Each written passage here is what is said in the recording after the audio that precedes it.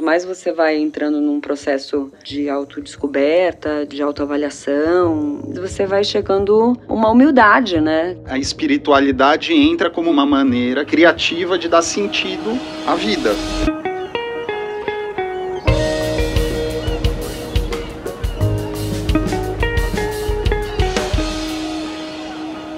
Olá, esse é o Desenrola, um podcast da Summer Hunter.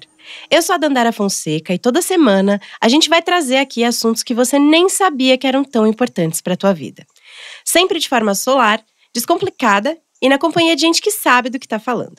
Entrando no tema do episódio, a gente quer saber: você conhece alguém que começou a se sentir e agir como se fosse melhor que todo mundo depois que se encontrou espiritualmente?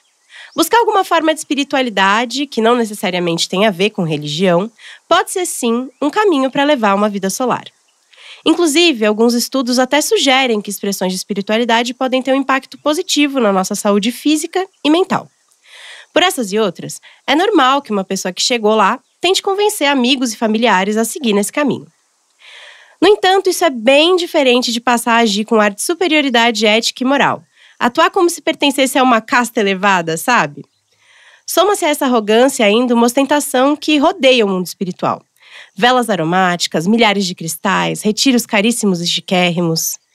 Mas para que e para quem serve essa elitização e mercantilização da espiritualidade? Será que comprar 1000 itens é o melhor atalho para o Nirvana? Para falar sobre esse assunto, eu tô aqui com a atriz, cantora e humorista Luciana Paes, que já viveu as mais variadas experiências relacionadas à espiritualidade. Lu, obrigada por estar aqui com a gente. Eba, um prazerzão. Conseguimos. Participa desse papo também o psicanalista Guilherme Fátio, do podcast A Loucura Nossa de Cada Dia. Guilherme, obrigada. Obrigado a vocês. Muito legal estar aqui. Vamos conversar. Vamos lá, Gui, ajuda nós. Então, para começar, Lu, eu acabei de te apresentar aqui, né, e falar um pouquinho dessas experiências. Você sempre foi uma pessoa ligada ao mundo da espiritualidade, assim? E se não, como que rolou, assim, esse encontro? Então, as primeiras experiências que eu tive com o caminho espiritual foi os Guerreiros de Shambhala, aqui, que é um pessoal do budismo, um budismo urbano. E depois eu entrei num caminho através do portal do MSN, que tinha, abrindo meu trabalho, assim, tinha uma matéria sobre xamanismo, animal de poder, essas coisas. Aí eu liguei lá e me inscrevi. Fui sozinha no trabalho. E era sauna sagrada. Eu não sei se você conhece, mas é uma prática xamânica em cima da linhagem dos índios norte-americanos. Eu não sei como é que eu fui parar lá, mas eu fiquei 6 anos.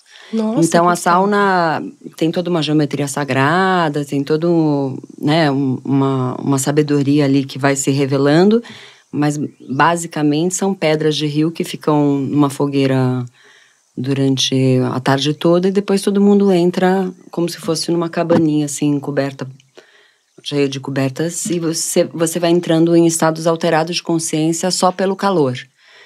Calor pela fala e pelas canções, assim. E aí conheci uma xamã, a Sylvie Shine Woman, e fiquei 6 anos nesse trabalho, assim. E aí também tinha umas práticas dentro desse trabalho que eram jejuns, que você ficava dançando para uma árvore durante 4 dias. Então, durante 6 carnavais da minha vida, eu fiz isso. Era um trabalho de 10 dias, que eu fazia uma sauna cada dia, e os últimos 3, 4 dias você ficava dançando em jejum. Aí depois eu comecei a achar, meio puxada. Praticamente a vida voltada para, né? Puxado, mas eu já fiz tudo, assim. Eu sou reikiana, eu já, sou Diksha Giver, já fui do candomblé, já… Nossa Senhora, eu já… Mesa radiônica, apometria, tudo, assim. Eu já tentei de tudo. E foi essa experiência indígena americana que te trouxe mais para esse mundo da espiritualidade? Mas aí ela tinha essa coisa rock and roll, assim, né? De, ela me treinou. Depois, em outros momentos da minha vida, assim, onde eu quase morri, experiências de quase morte, de ter ido para o hospital, essas coisas, eu percebi que essas experiências me treinaram para morrer, assim, um estado meio, não sei como dizer, cru da vida, assim, sabe? E eu sou muito grata a esse caminho, mas nesse momento da minha vida já é já é puxado. Então, tenho procurado coisas que são mais doces, porque eu também vi que… Porque você sentia também que tinha um peso ali, talvez? Não, tinha uma maneira… A minha maneira de encarar a vida era com muito esforço. E aí eu entrava nessa coisa de ser a guerreira de luz, ser a… Entendeu? Esse lugar de… Não, eu sou escolhida.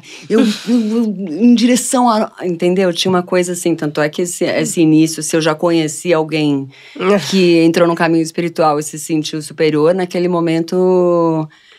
com certeza, né? Achava, com 20 e poucos anos, achava que eu tava assim, iluminando. É meio que comum, né? No começo você dá uma deslumbrada, vamos dizer assim, e quer dividir com todo mundo. Total. Né? Pra psicanálise, assim, Guilherme, o que é, assim, a espiritualidade? Como que ela atravessa a gente, assim? Dá pra definir algo assim? Eu não sei se dá pra definir, mas eu acho que dá pra fazer uma diferença entre espiritualidade, que seria a relação, por exemplo, que a Luciana teve ou tem, que é da história de cada um. Como você vai se relacionar a partir do teu próprio desejo, da tua própria fantasia. Então, a espiritualidade entra como uma maneira que você, criativa, de dar sentido à vida. Né? Sentido que a priori não existe, de fato, a gente que dá, né? Então, a espiritualidade pode entrar muito bem aí. O problema, e aí fazer essa diferença entre espiritualidade como uma defesa, vamos dizer assim, que a gente cria para viver no mundo e faz parte da nossa história, do sentido que a gente dá à vida, e religião num sentido de instituição, né?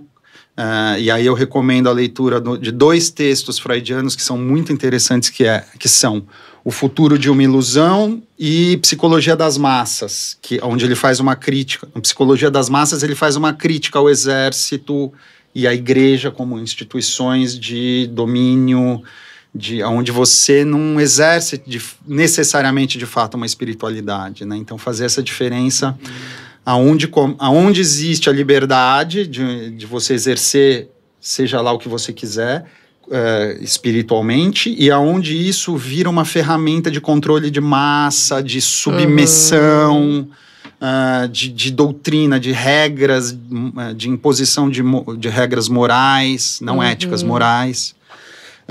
Enfim, eu acho importante eu acho que a psicanálise faz essa crítica e essa divisão, desde o Freud, desde o Futuro de uma Ilusão e da Psicologia das Massas. Acho que é importante fazer essa divisão.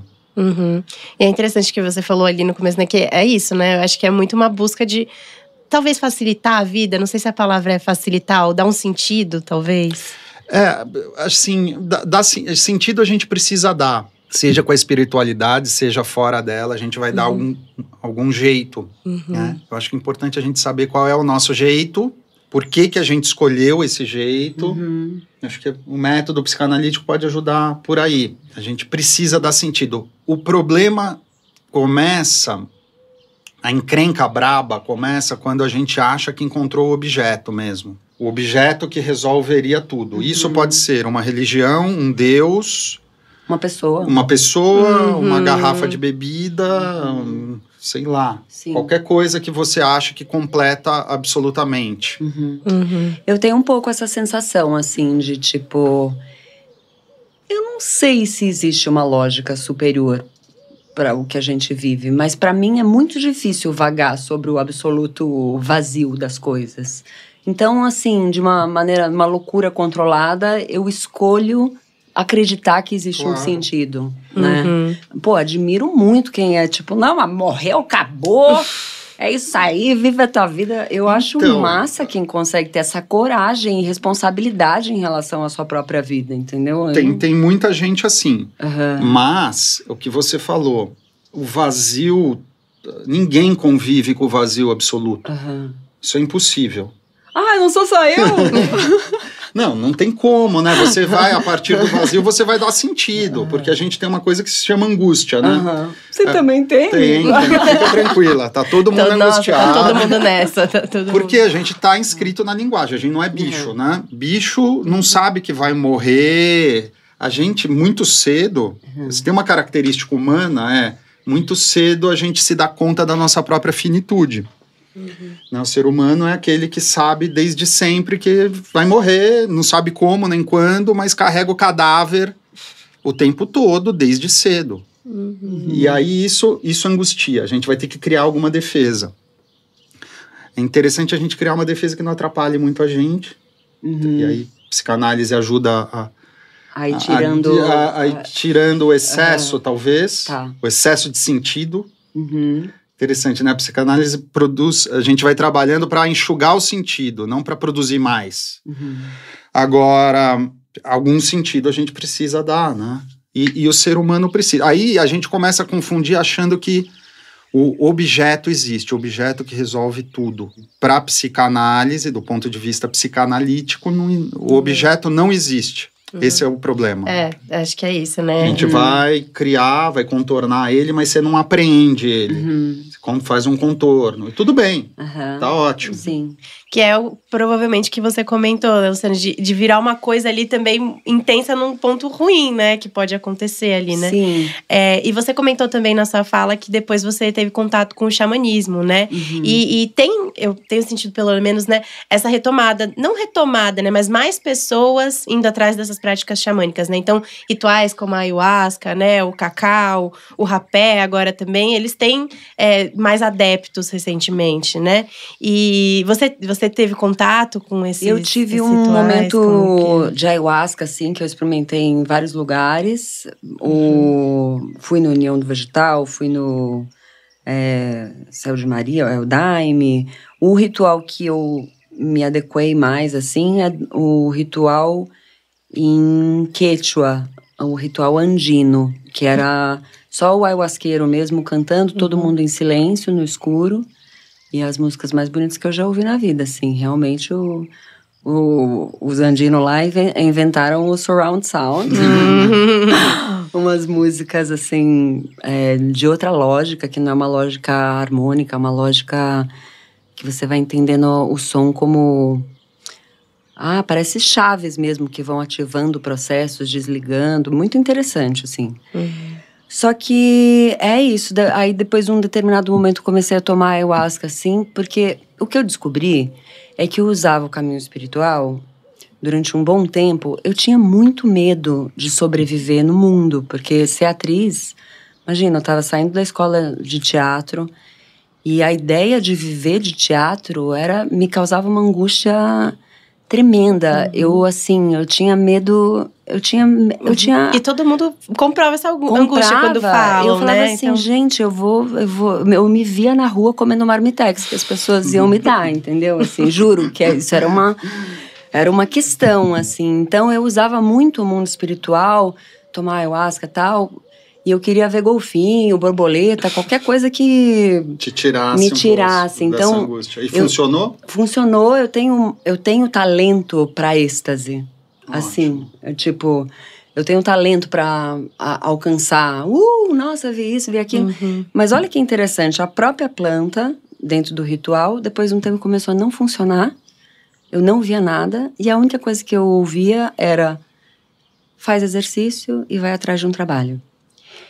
E aí eu fiquei um tempo rompida, assim, do mundo espiritual, só fazendo 5 peças, indo morar em república com mais 6 pessoas, falando, eu vou viver disso. Aí eu comecei um processo de aterramento, assim, de sobrevivência, aterramento, e agora, assim, desde 2017, eu tô numa retomada do meu caminho espiritual, numa outra frequência, assim, né? Porque também essa parte da sobrevivência, quando você entra nesse lugar da sobrevivência, é bastante duro também. A vida também vai perdendo poesia, assim, né? E tem um lugar, assim, dessa coisa do sentido que você realmente... Ele dá uma maciada, né? E eu acho que essa questão da angústia talvez possa explicar essa maior busca, Guilherme, porque eu sinto que, claro, a gente sempre tem a angústia do ser humano, mas será que o mundo que a gente está inserido hoje não gera mais angústia, com tantos estímulos, tanta coisa acontecendo, tanta incerteza? A gente tende a achar que sim, né? Que sempre a época que a gente está vivendo é a pior, né? É a mais apocalíptica. E vai ficar pior. É ruim, ainda vai ficar pior, né? Isso que a gente imagina. Mas Cara, imagina alguém que vivia há 200 mil anos, sei lá, que tinha que sair de casa, da casa era uma caverna, e você não ia saber se você ia ser comido por um leão. Eu acho que o nível de angústia de correr de um leão não é muito... Acho que eu tô preferindo lidar com o estímulo da tela do que correr de um leão. Tem que matar um leão por dia, era real. Acho que eu tô preferindo lidar com a tela. Eu acho que a angústia, a partir do momento que o ser humano, né, começa a se comunicar, tá inscrito na linguagem, já tem angústia. Então, o que eu tô querendo dizer? Aquele desenho na pedra, sabe? Que a gente viu o cara desenhando um... Foi um cara muito angustiado que fez aquele desenho. Com certeza! Porque é uma maneira de comunicar, de expressar. Ele fala, porra, tem esse bicho aqui, ele quer me comer, eu vou desenhar ele na pedra aqui para avisar os outros, para deixar registrado, que talvez eu não esteja aqui mais. Então, já tem angústia desde o começo. E como é que a gente vai lidar com ela? Eu acho que as angústias mudaram. Não sei se elas são maiores ou menores. Acho que a questão é a gente aprender a lidar com elas, né? Assim. Eu adoraria ter passado por algumas experiências que a Luciana passou, por exemplo, com o Daime. Mas eu morro de medo de vomitar. Eu tenho pavor. Então, assim, não dá pra tomar o Daime. Mas é gostoso quando você tá vomitando. Não, eu prefiro morrer. Eu prefiro a experiência da própria morte do que ter que vomitar. Então, porque eu acho isso foi uma coisa que a análise também não... Ela tem limite, né? Mas, assim, vomitar pra mim é uma coisa muito complicada. Então, o Daime não funcionou pra mim. Não, quer dizer, eu nem me arriscaria a tomar. Então, é isso. Daí você vai... Dentro dos caminhos espirituais, tem um monte de gente fazendo esses caminhos, né? Aí essa que é a... Então, essa que é a questão. É porque eu queria pontuar também na lista do xamanismo, que eu vejo muito uma discussão importante, de uma problemática também de uma consciência, né? Do que você tá... do que você tá reverenciando, principalmente, né? Das pessoas que tinham essas práticas também, de você não esquecer que muitas são vindas de povos originários, por exemplo. Tem uma questão ali de também uma responsabilidade, né? De estar fazendo isso. Sim. Por exemplo, já aconteceu de tomar ayahuasca dentro de um ritual que não era muito sacralizado. E a sensação era muito parecida de tomar um ácido. Um LSD, entendeu? E que não sei porquê, uma amiga minha que tomou e me falou. E foi ruim? Assim, porque eu diferencio. Para mim, existe uma grande diferença entre um ácido e você tomar uma planta de poder, que é a ayahuasca. A diferença para mim maior que tem, e minha vida é antes e depois de ter tomado ayahuasca, apesar de eu não tomar há já mais de 20 anos, eu não repeti, não voltei a tomar depois desse período, é que o ayahuasca ele é conhecido como o vinho dos mortos. Então você tem a possibilidade da sua consciência, de alguma maneira, perceber o mundo como se você tivesse morrido. E o seu nível de atenção sobre as coisas aumenta muito. Então, resoluções e percepções que você tem, elas não ficam restritas à viagem. Estou fazendo aspas aqui. Você tem, de fato, resoluções que depois de 3, 4 dias você vai ligar para uma pessoa e falar, olha, desculpa, eu agi mal com você, eu gostaria de colocar, entendeu? Se mantém, a resolução se mantém, você não perde isso. Tanto é que eu tenho essa frase, né, que eu falo assim, eu vou vomitar isso aqui no ayahuasca? Isso para mim virou o meu contato com a ayahuasca virou... Vai precisar sair de mim. Por exemplo, essa conduta que eu tô tendo na minha vida acordada, sem tomar nada, sem nenhuma alteração de consciência, esse tipo de comportamento que eu tô tendo, seria um comportamento que se eu tomasse ayahuasca, eu vomitaria? Porque o vômito, ele entra um pouco nesse lugar, assim, de você... Sei lá, a gente teve uma conversa e aí... Na vida acordada, assim, na vida cotidiana, essa conversa... não me senti super bem, mas... a vida que segue, a gente tá super... Aí você vai lá tomar o ayahuasca, de repente... Nossa, mas... foi meio estranho isso que a pessoa me falou. Nossa, eu não gostei. Não é admissível uma pessoa me tratar desse jeito. Não, calma, isso não tá… E aquilo vai se manifestando. Vai embrulhando isso. Exato, entendeu? Interessante. Tipo, nossa, não, pera, eu menti.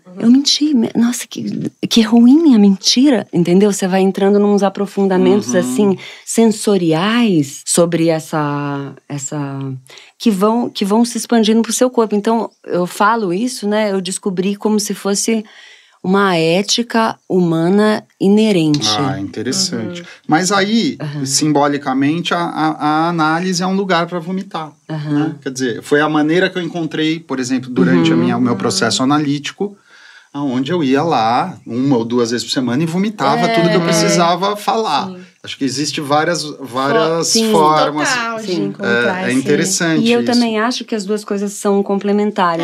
Que elas podem coexistir, né? Sim, também. Porque a gente tem 2 eixos, o eixo de consciência e o eixo de vontade. Muitas vezes a gente fica só no eixo de consciência, daí você fica naquele, eu sei que eu preciso mudar isso, mas eu não tenho força. Eu sei que eu preciso mudar isso, eu não tenho força. E o eixo de vontade, essas experiências que são experiências xamânicas, elas trabalham nesse eixo de vontade. Só que daí você tem que tomar muito cuidado, porque você pode mexer no seu eixo de vontade, mas você não tem a consciência. Então, por exemplo, eu já numa sauna sagrada, já tive a sensação de ter visto a minha avó materna falando, cuida da sua mãe, por exemplo. E aí fiquei muito emocionada, e aí, nossa, que conexão com a minha avó materna, nananã. Cuida da minha mãe.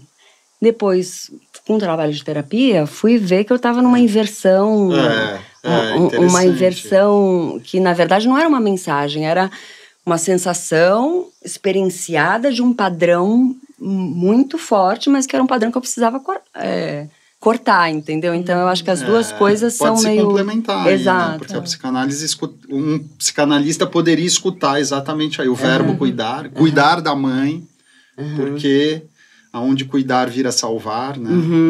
Que é mais ou menos comum acontecer essa mistura. Sim. E Luciana, você comentou ali no começo, você conhece muita gente que vai para esse lado da espiritualidade, mas passa a agir dessa forma arrogante?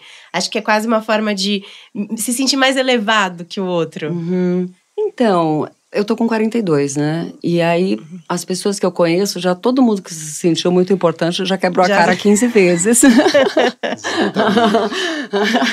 A vida tem os seus caminhos e ela vai mostrando pra você que essa arrogância, ela não dura muito, entendeu? Então, todo mundo que eu conheço, assim, mais à minha volta, são os guerreiros mais velhos de guerra, assim, que já sabem, né? Mas sempre que você descobre um caminho novo, sempre corre esse risco, assim, né? Eu acho graça. Nesse momento, eu acho graça. Eu até me afastei um pouco do caminho espiritual lá naquela época, porque eu falava assim, gente, se é pra ter essa discussão de ego aqui, eu prefiro ganhar dinheiro.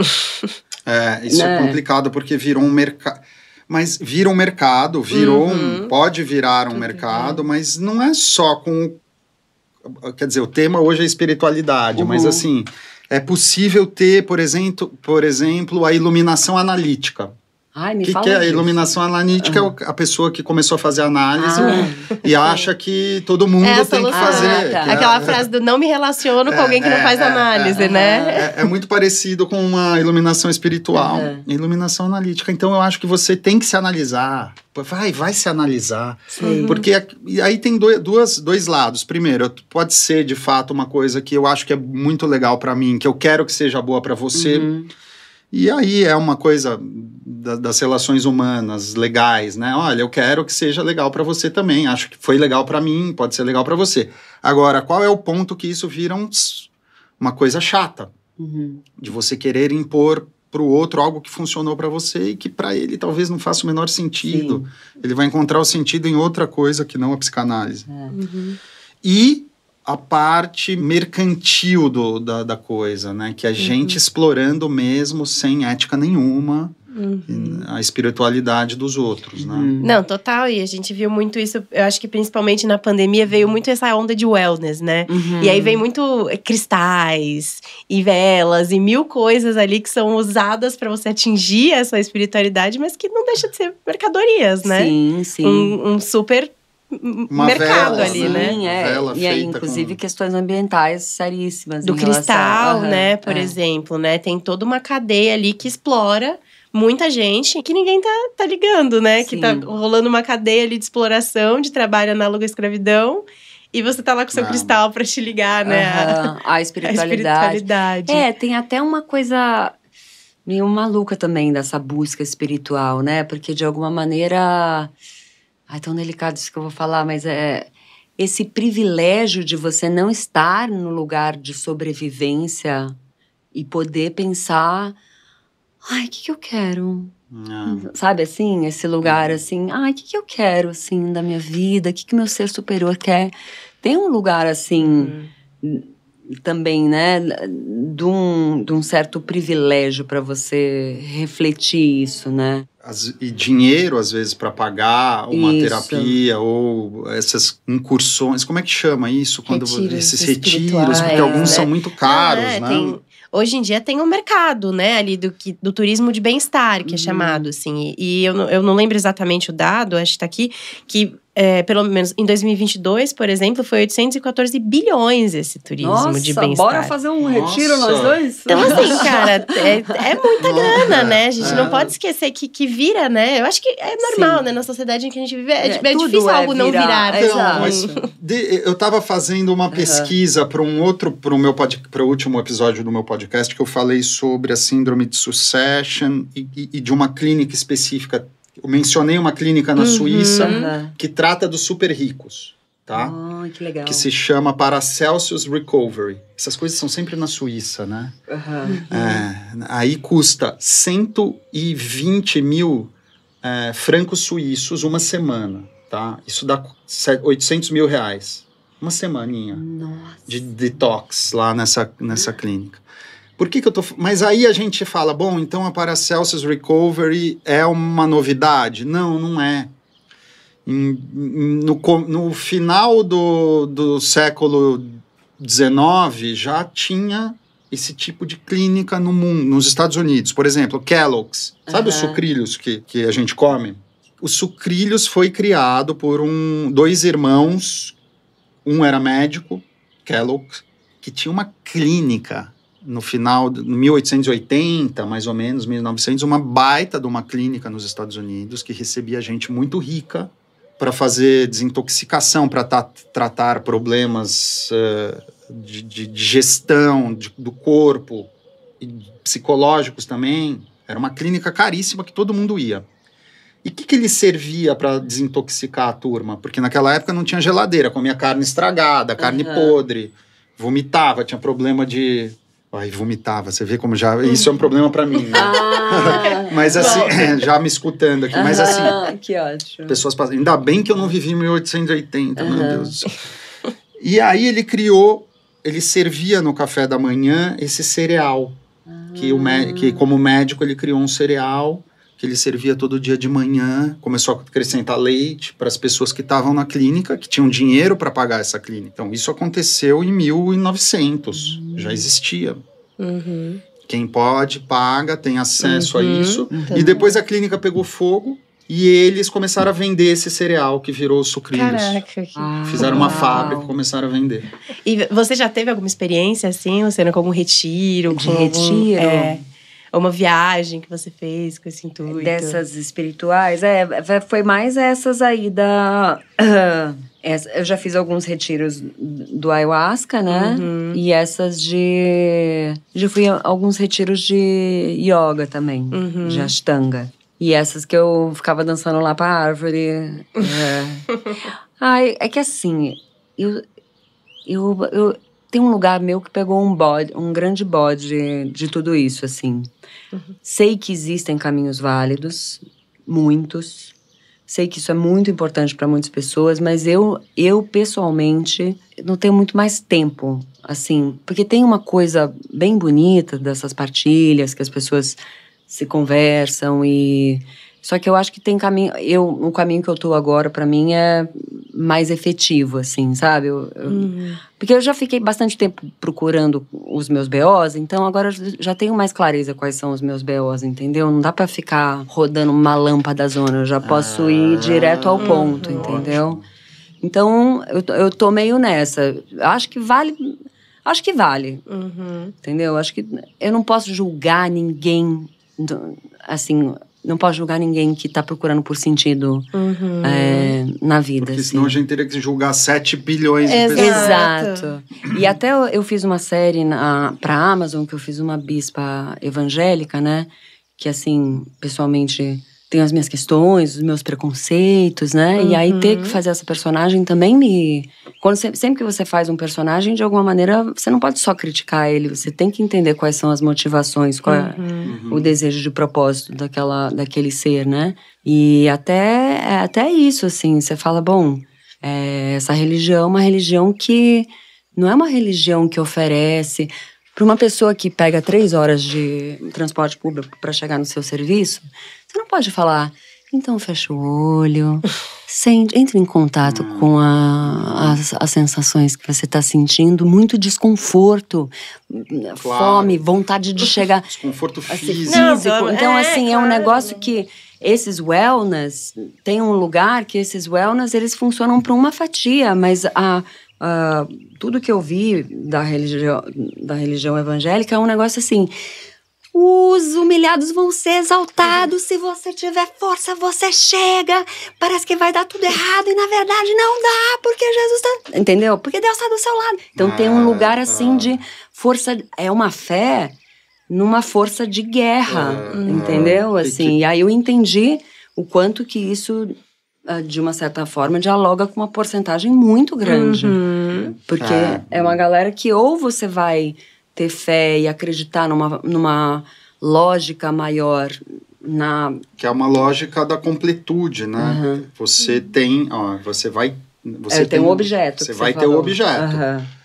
Que isso pode funcionar, de fato, né? Se você usa o objeto tapa aquele buraco, e você sustenta isso durante uma vida, funciona. Mas se ele sair de lá e em algum momento falhar, você vai começar a perguntar sobre outras coisas. Agora, a religião católica, de maneira geral, ela vem para o mercado com um apelo muito interessante, que é bem capitalista, no sentido de que você vai ter algo. Você não tem, mas você vai ter depois que você morrer. Quando você morrer, você terá. Não vai ser aqui. Que vai muito de encontro ao próprio discurso do capitalismo e do próprio mecanismo do desejo. Porque o desejo se sustenta na falta, né? Então, assim, você tem o iPhone 11, mas já tem o 12, o 13, o 14. Tá faltando, o desejo tá sempre em outro lugar. Quando você chega nele, ele já se deslocou para frente. Então, isso é interessante como isso casa um pouco com esse discurso, onde você vai ter em outro lugar. E aí, aproveitando também esse gancho do capitalismo e desse consumo, também cai numa zona, às vezes, de uma ostentação, essa vibe de espiritualidade nesse rolê. Porque é isso, né? Às vezes eu passei, sei lá, 15 dias num retiro sem celular na Índia, mas depois que eu chegar, eu vou postar tudo, porque eu não tenho essa vibe meio ostenta. É que eu não consegui fazer isso, mas no meu Instagram eu queria fazer um hashtag que é Yoga for the wrong reasons, né? Yoga pelas razões erradas. Muito bom. E aí eu tinha... Porque tem vários sites de yoga, assim, perfis de yoga, que são umas mulheres lindas de tanga, falando, hi, my name is Pranayana, and today I'm gonna show... Um negócio meio sexy, que você fica meio tipo... Gente, eu não tenho... Assim, não quero julgar, mas eu não tenho certeza que os gurus lá da Índia era meio isso que eles estavam falando, entendeu? E é sempre uns ângulos meio... Umas bundas, uns negócios que você fala... Maravilhoso. E, ou a tradicional foto da pessoa de olho fechado meditando. Tipo, gente, atingi um nirvana aqui, eu vou só pegar o meu iPhone e tirar uma foto. Né? Tipo, será que Buda faria isso, né? Vai lá pegar mostrar pra todo mundo, olha, gente, aqui eu cheguei. Então é uma loucura, assim, né? A gente vive num tempo que é preciso mostrar, né? Dessa coisa da superexposição, então, por que é isso? Eu, às vezes, quando eu posto e tenho vontade de postar uma selfie, um negócio assim, mais do que o lugar da vaidade... É um lugar meio de... às vezes será que eu existo? Não, hoje em dia virou uma condição quase de existência mesmo. Né? Sim. Tipo, às vezes é um check, assim, pra você saber, olha, porque eu existo. é uma maneira de existir, de fato, hoje é uma maneira de existir, mas isso deve ter começado... Porque essa coisa da fotografia, começou com a fotografia, né? Fotografia antes de 1950, cara, era todo mundo sério. Você lembra as fotos? Você pegar uma foto do teu bisavô, ele não tá dando risadinha. Sim. Era um momento de super formal, sério. Você tirava aquilo lá, você não tava necessariamente... Talvez você estivesse mostrando algum status já, mas não necessariamente felicidade ainda. Não tinha ninguém rindo. Era mais um marco para falar, estamos aqui. Um registro. Depois no pós-guerra americano, American Way of Life, depois de 1950, aquela coisa da economia, consumo, começou a ter essa coisa do retrato feliz da família Doriana, de mostrar essa felicidade, de ter que mostrar essa felicidade. E aí foi. Minha sobrinha tem 16 anos. Tem um aplicativo que é o Be Real. Vocês conhecem o Be Real? O Be Real é você tirar uma foto... De plano e contraplano, né? De plano e contraplano. Isso sem filtro. Sem filtro do jeito que tiver lá, a hora que tiver. Isso eles já me tiram desse app, porque não pode pôr filtro nenhum. Agora, isso é o Be Real hoje. Respondendo um pouco a coisa da existência, né? Se existir ou não, né? E aí eu acho que a gente compartilhar sempre isso, né? A gente querer compartilhar, a gente ali meditando todo dia e tal, faz entrar também um pouco nesse hype, né? E aí às vezes você tá ali no meio, nem em busca de uma espiritualidade específica, é mais porque você tem que tá ali porque todo mundo tá ali, todo mundo tá te mostrando que tá ali, né? Porque faz parte do ideal, gente, hoje, né? Faz parte do ideal, né? Então a gente tem que ser bonito, histórico. Magro, bonito, sei lá o quê, iluminado, psicanalizado, né? Entrou ali no checklist, a psicanálise né? entrou aí, né? Eu vejo uma explosão de tudo que não faz muito grande, né? Mesmo dentro do mundo psicanalítico. Então, faz parte desse ideal, a gente quer atingir um ideal. É bom que se tenha um ideal. A gente não vive sem ideais, né? Mas o problema é que a gente está colocando um ideal muito distante, sempre muito longe. O ideal por estrutura é inatingível, mas é bom que a gente saiba que não dá para atingir, mas que dá para se aproximar um pouquinho dele. E eu acho que aí já vale. Mas é muito interessante, eu nunca tinha pensado nisso, né? Virou quase dentro do checklist ali, a espiritualidade também tá check, né? É verdade. E mostrar isso, como a Luciana falou, né? Tem que mostrar uma parte da nossa existência depende do olhar do outro. Esse é um outro problema. Problema não, né? É uma questão que não vai deixar de ser e não é por culpa das redes sociais. Isso já sempre foi. Só que foi um grau. A gente precisa do olhar do outro para existir. Você precisa ter alguma coisa de volta. Algum feedbackzinho. Senão a gente viveria só com gato e cachorro. Seria ótimo, né? Mas a gente precisa do olhar do outro, que fale algo pra gente que tá escapando do nosso próprio discurso, né? O outro devolve alguma coisa que você fala, isso. Mas é engraçado também como apesar da gente ter essa necessidade, as redes sociais, elas não dão um feedback que ajuda, né? Não, porque te devolve pelo algoritmo, né? Entende? O algoritmo vai te devolver um espelho. Mas eu acho que você se sente, pelo menos, naquela coisa da economia da atenção, né? Você se sentiu visto. E é isso, se é uma coisa que tá em alta agora, por exemplo, assim, né? Então agora é legal você buscar a espiritualidade. Você se sente fazendo parte, talvez, né? De alguma forma, de algo, não sei. Eu não sei, eu já tô num ponto da minha espiritualidade que eu invejo muito quem fuma maconha, enche a cara sexta, sábado e domingo, consegue viver a vida assim. Eu tenho a maior inveja. Se eu pudesse, eu faria isso, mas eu já não posso. O mais próximo da iluminação para mim hoje é uma noite bem dormida e acordar sem ressaca. Eu me considero iluminado.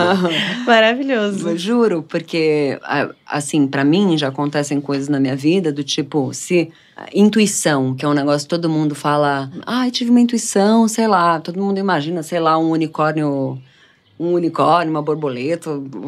Intuição, para mim, ano passado, que uma pessoa precisava sair da minha vida, foi não conseguir dormir 11 dias e ter um apito no ouvido. Quando eu tive a informação do que eu precisava saber, o apito parou, eu voltei a dormir. Isso pode ser chamado também de conversão histérica, que é algo que está fora do discurso, do seu, você vai pro corpo. E aí eu não tinha acesso. Você não tem acesso, tá fora do teu discurso, é por isso que tava no teu corpo, né? Então, mas você fez a leitura. Como intuição, né? É isso. Você deu outro nome, tudo bem. Enfim, e tem esses memes, né? De, como eu imaginei que seria o meu caminho espiritual e como na verdade é, né? Então é você cheio de florzinhas e quando começa a pegar mesmo, é isso, desmoronamentos. Porque isso que é a coisa mais... Tem uma coisa de você fazer as práticas e tirar foto lá com os cristais e tudo, mas vai tendo um momento onde você vai entrando em contato com a tua vontade real. E esses tempos, eles são... É o contrário da ostentação, na verdade. Quanto mais você vai entrando num processo de autodescoberta, de autoavaliação, de tentar responder ao mundo de maneiras diferentes, você vai chegando numa humildade, né? De falar, meu Deus do céu, eu não acredito que eu tenho 42 anos e eu ainda tô lidando com isso, né? Aí você falou que a psicanálise pode me deixar menos exausta. Pode. Você vai se deixar menos exausta se implicando na própria queixa. A psicanálise é um método que pode ajudar nisso. Mais um, né? Eu sempre gosto de colocar a psicanálise como mais um. Né? Não existe o método, não tem como. Bom, agora a gente vai para o quadro Summer Quest. Perguntas fixas que a gente vai fazer para todos os convidados que passarem por aqui com uma única intenção: te inspirar a levar uma vida leve e ir em busca do sol o ano todo. Bom, gente, para começar eu queria saber o que vocês gostam de fazer para relaxar? Eu moro em São Paulo, então tudo que der, né? Essa cidade... desculpa, era pra ser alegre, né, a resposta? Não é como... Relaxar em São Paulo. Relaxar em São Paulo. Olha, eu agora tô viciada na Hot Yoga. Já falei do... Você tem 5 minutos pra ouvir a palavra do asana? Na verdade, é isso que tem salvado a minha sanidade mental. Então, eu tô indo 3, 4 vezes na semana suar. E faço muito banho de erva também. Eu encontro muita gente. Meu dia, basicamente, são umas 90, 200 pessoas por dia, assim, que eu... Num set de filmagem. Então, não sei, eu tenho uma sensação muito gostosa com banho de erva. Me dá uma ajudada. E aí faço também as minhas reflexõezinhas, que a gente nem entrou no assunto, então eu vou deixar ele quietinho. Natação, eu nado. Parecido com Hot Yoga, viu? Você sai com um biquíni molhado igual. Eu não tenho usado biquíni só, mas tenho nadado bastante. Aí faço a sauna, que é uma delícia, depois da natação. Cuido das plantas na minha casa. Acho que tem um sinal já de envelhecimento precoce. Você tem bichinho? Tenho 2 gatas, fico com minhas gatas. Tempo com gato e gata é a melhor coisa que tem, né? Ronronando. Nossa! Gato ronronando relaxa, resolve qualquer problema. Sim, verdade. A praia mais incrível que vocês já visitaram? Olha, pode ser 2? Não, tem que ser 1. Pode roubar. Gente. Eu já fui pra Sicília e tem um lugar lá que chama Reserva del Zingaro. Tipo uma praia que não tem nem como falar. Umas pedras coloridas, um mar azul maravilhoso. E recentemente fui pra Moreré, ali na ilha de Boipeba, aqui na Bahia também, que é muito lindo. Acho que talvez uma das mais bonitas. Eles têm essa coisa da maré que avança e retira, assim, bem drasticamente. Então a praia vai mudando. Parece que você tá no mesmo lugar, mas o cenário muda. Vai mudando, muito lindo. Eu sou um viciado em praia, né? Ilha, principalmente ilha. Eu vou conhecendo ilha em tudo quanto é lugar que eu possa no mundo. Então, e eu gosto de praia pequena, acolhedora. Sabe aquela praia pequenininha? Eu não gosto de praia muito grande, eu gosto de praia pequena. Então, eu vou dar Tem a Praia da Fome em Ilhabela, para falar de uma mais perto, que eu gosto muito. Chega de barco, uma praia pequenininha, incrível. E uma praia que eu descobri com a minha mulher... na Ilha de Páscoa, que é inacreditável. Uau, eu tenho uma vontade Inacreditável, de porque conhecer tem aqueles moais, Aham. tem os moais, assim, aquelas cabeças Sim. gigantescas, e a praiota. E tem uma praia, praticamente. A Ilha de Páscoa é uma praia que dê para frequentar com areia, assim, acho que tem uma ou duas. Essa é uma delas que é incrível. Se vocês pudessem escolher um lugar no mundo pra estar agora, qual vocês escolheriam? Bonaire. Bonaire é uma ilha próximo da Venezuela, Caribe holandês, que eu adoro. É um lugar que eu moraria hoje, se desse. Bom, daqui 3 semanas eu tô indo pra Fernando de Noronha. Eu acho que é um lugar que eu quero estar. Gostoso. Adiantar, né? Mas aí, se eu já vou pra Fernando de Noronha daqui 3 semanas, é melhor eu ir pra outro lugar agora, né?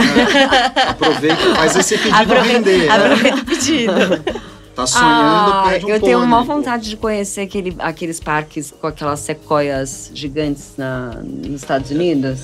Yellowstone. Yellowstone. Deve ser incrível. Tenho uma vontade. Boa. E a última pergunta é: a tradução de verão perfeito pra vocês?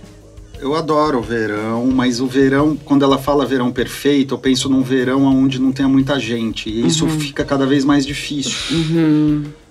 Entendeu? Por isso que eu costumo me isolar, eu vou meio na contramão, às vezes, do verão. Mas livro, amigos, família, pra quem tem. família. Livro, amigos, família. Rum, amigos. Pra mim é verão perfeito, água quentinha, snorkel, tartaruga, pezinho de pato, sapatinho feio daqueles de andar em pedra. Acabou. Gostoso. É Nossa. perfeito. Você ia enlouquecer no Bonaire. Nossa, perfeito. Isso aí, pra mim, já até o final da vida. É isso. Bom, gente, é isso. Queria agradecer muito vocês por esse papo. Foi muito bom. Eu também, aprendi Obrigado, muito. adorei, Foi gente. ótimo. Foi ótimo. Bom, espero que você, que tá aí ouvindo também, tenha gostado desse papo tanto quanto a gente. Segue o Desenrola, avalia ele na plataforma de áudio que você mais gosta. Enfim, comenta do que você achou nesse episódio lá no nosso Instagram. Os links vão estar todos aqui na descrição. E é isso, até o próximo.